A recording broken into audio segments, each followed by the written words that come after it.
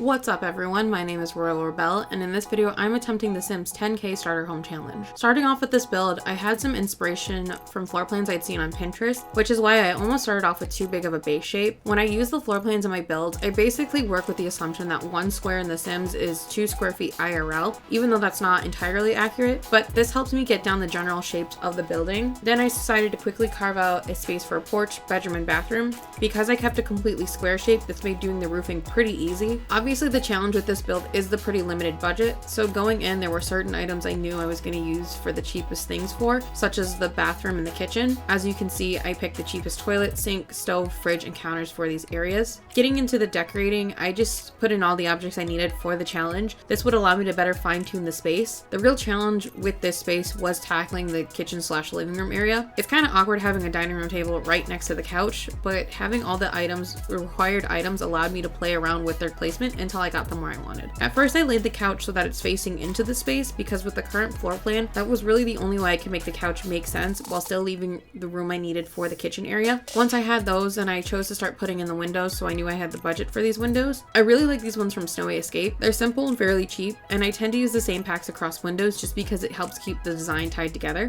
Thankfully, doing the floors and walls, there's a good variety for the same price, but I still kept it pretty basic. With the bedroom, I tried to match the accent color of the bed so that there would be a color theme to the bedroom, but the other rooms I basically picked a random color I thought would work. This is how I ended up with a very white looking bathroom. Doing the exterior, I wasn't sure what direction I wanted to go other than brick, but this light colored brick really stuck out to me, and for whatever reason I was feeling the pink roof. I began to resize the layout just because it didn't make sense to me. Because the bathroom was so small, this would be easier to change around. I ended up pulling that in and the side of the house because I really wanted to keep that square shape. And then because I felt like I quote unquote cheated with the lights in the main space in the bathroom, I felt like I needed a lamp for the bedroom, and in my price range there really wasn't much that matched the color scheme, so I went with this plain white one. Getting us started on the clutter, I struggled a bit. I don't use a ton of cheats in The Sims, so attempting to put the towels in, I didn't realize I needed to rebuy my 9 key, so I was unable to raise items, which you can see as I struggle to place the towels. But having BB dot objects on does make things easier when it comes to placing clutter. I think going forward I might download the red tool mod so I can place the clutter better. Then I decided to pull back the length of the house, which gave me the space I needed to make the couch a divider between the living room and the kitchen. Because there isn't a lot of space for a TV, I decided to go with a shelf and easel for entertainment items, and it kind of just worked out. This easel fit perfectly into that corner. Then I attempted to clutter the kitchen.